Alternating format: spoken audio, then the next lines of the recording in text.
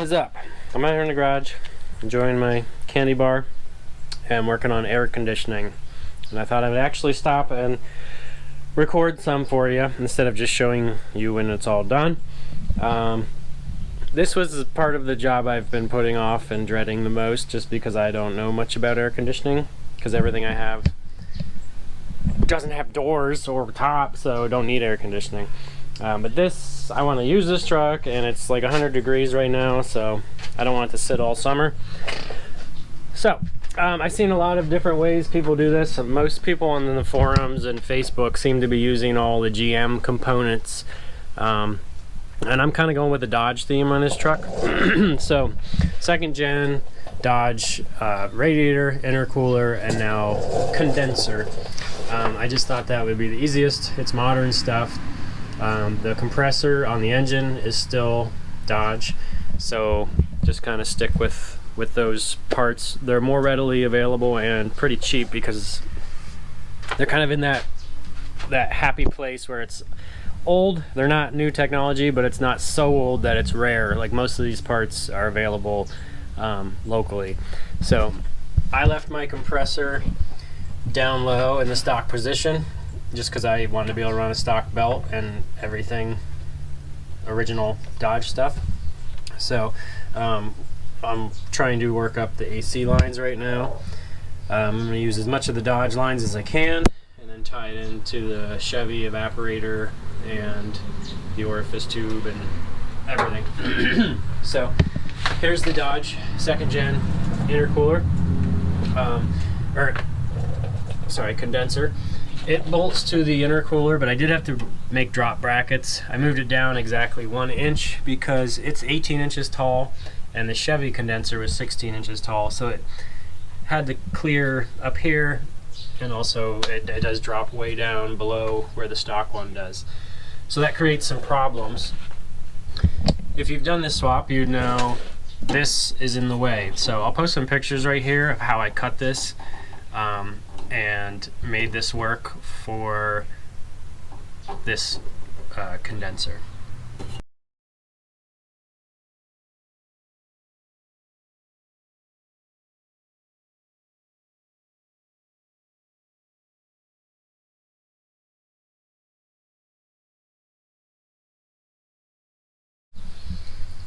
So once you get that task out of the way, I've got about a 1/4 inch of clearance down here, and then you get more clearance as it comes up. But if you don't retain this or some type of brace as you shut the hood, and just the weight of the hood driving will flex this. This is where your hood latch is, and as that flexes, there's something in here that's made of plastic, and I've heard it will destroy that over time, and probably doesn't do any good to this metal. So this is the stock brace, just modified to fit in that place. Another problem you have is if you look through this hole, the condenser is it's flush. It's about 1/4 inch back of where the safety latch comes down. And I've seen people that probably didn't have YouTube and Facebook to warn them, go to slam your hood after you do this, and the hook on the hood latch pierces right through, or at least smashes the condenser. So I'll show you what I did to fix that. I can't take credit for this because I saw it on Facebook, but what I did was I turned, let me pull it down here a little closer. I turned the hood latch. So normally it runs parallel with this bar, and I turned it 90 degrees, welded that original hole shut and added this tab. So the original hole, you can kind of see it, was right there. Welded this tab in, used one of the original holes. You can see the other one is up there. And then once I got it in place, I just drilled a new hole there, snuck a nut up into top, and tightened that all down. Because I think a hood latch, a safety catch, is really important for safety. And then you also have to trim a little bit off this because it's now going through the hole in the wrong way. You can see how wide it is this way, much shorter this way. So I just kept sanding enough of that off there until I knew it would clear, and so now it goes right through. It prevents you from getting a hood in the windshield, and it clears the condenser by over an inch. And the only thing you have to get used to is now you have to push it this way instead of this way. But it totally works fine.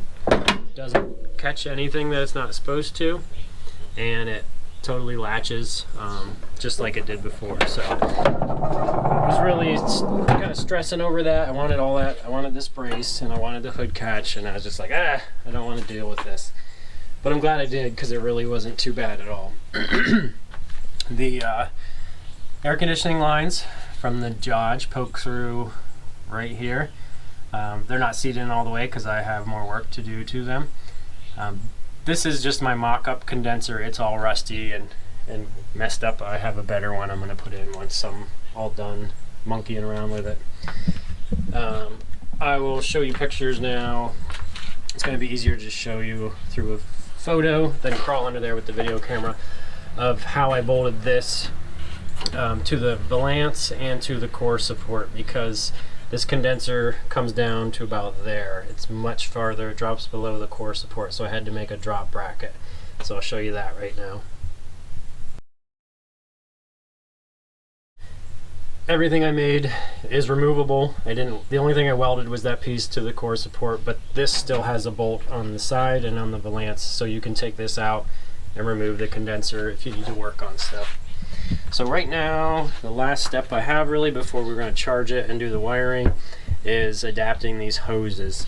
This was another daunting task for me because I don't know anything about air conditioning fittings or any of that. So there's a lot of different manufacturers out there that can make hoses for you, or hydraulic shops, AC shops, but I'm going to try to make them myself because I'm cheap and I have the tools to do it, hopefully. So this is our high pressure line coming out of the condenser. So I'm going to cut that back here, but I'm going to retain the R134 fittings. We're going to drop it down here using the Chevy line that will have the nut on it to go into the evaporator and all that stuff, so, or the orifice tube. So we're just going to weld the tubes together. All the sizes are pretty good. They either slip inside each other or we're going to make a taper on them and weld that. And then for up here, the 5/8 line fits right into the quick connect tube, so I'm going to cut this flare off, slide it inside, and then weld around it, and then have the big GM style nut on the other side. So that's it really, because I'm keeping the stock Dodge ends out here, so they'll clip in with the quick connect. The manifold on the compressor is stock Dodge, and then so I'm really only have to adapt 2 lines, so I'll probably have 2, maybe 3 welds. I know AC pressures can reach up to 300 psi, but I don't think we'll have any problem as long as my welds are good and clean. I did my first one, a little test piece here. This is a 1/2 inch line that I'm not using. I cleaned it up and we TIG welded this. It doesn't look beautiful, but I'm pretty confident this will hold the pressure no problem. So after doing that, just checking my tungsten and my welder setup, I'm ready to give it a shot. So we're gonna get everything measured out. I have all these extra lines. It's nice the Dodge and Chevy both use 1/2 inch and 5/8, so we can mix and match in between them. I think the one small Chevy line might be 3/8, but it slides right inside the 1/2 inch, so it's going to make for a easier, more sturdy weld. So we'll get it all mocked up and weld it and move on from there. Sorry if I'm boring you, but this process is really not documented as well as some of the other things about these swaps. A lot of people just say, oh yeah, I have AC, I got this fitting, blah blah blah, but they don't. For me, someone who doesn't know anything about AC, it doesn't help me. I know they're trying to be helpful, but that's one area I just don't have a grasp on how stuff works. So I'm learning. I'm sure I'm not the only one who feels this way. I need it kind of dumbed down. There's certain things I'm pretty quick at, and that's not one of them. So that's why I'm making this video a little more detailed, and hopefully it can help somebody else out. Now I know a lot of you can't TIG weld, but you might know somebody who does, or you can braze, or there's other ways around it. or get it all cut and fitted and take it to someone who does weld. So let's make some smoke.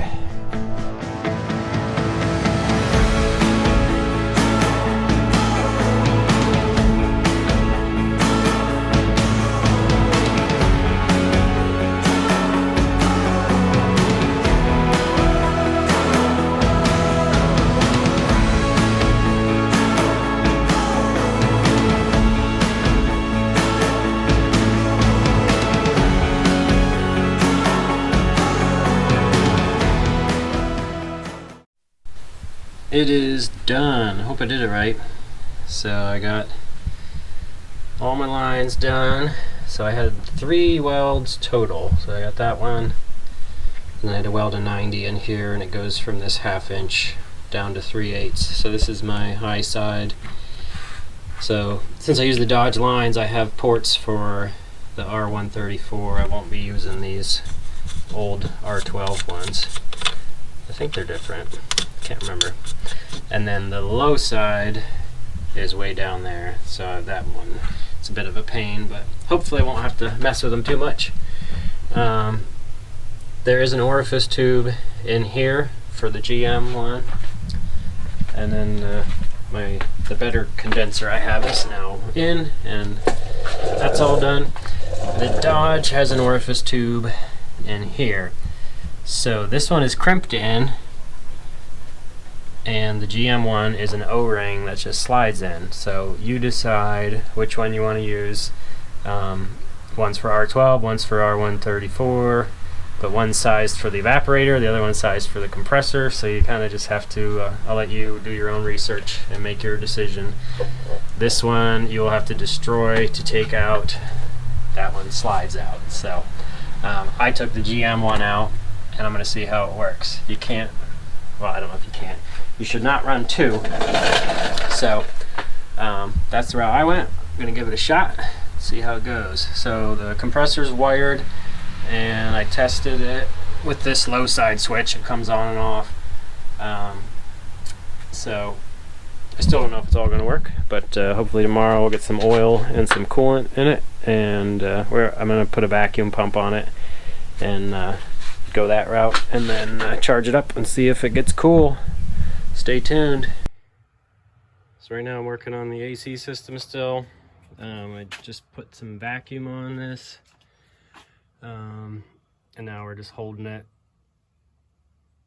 With this pump, I don't know, I could only get it to about 24, 25 inches of mercury of vacuum, and got all the valves open, and it's just chilling there checking for leaks. So gonna leave it there for a while and see if it holds. I got some refrigerant, and we're using this ester oil. This is compatible with R12 lubricants, so we're gonna charge it up with that in a little bit, and hopefully it gets cold.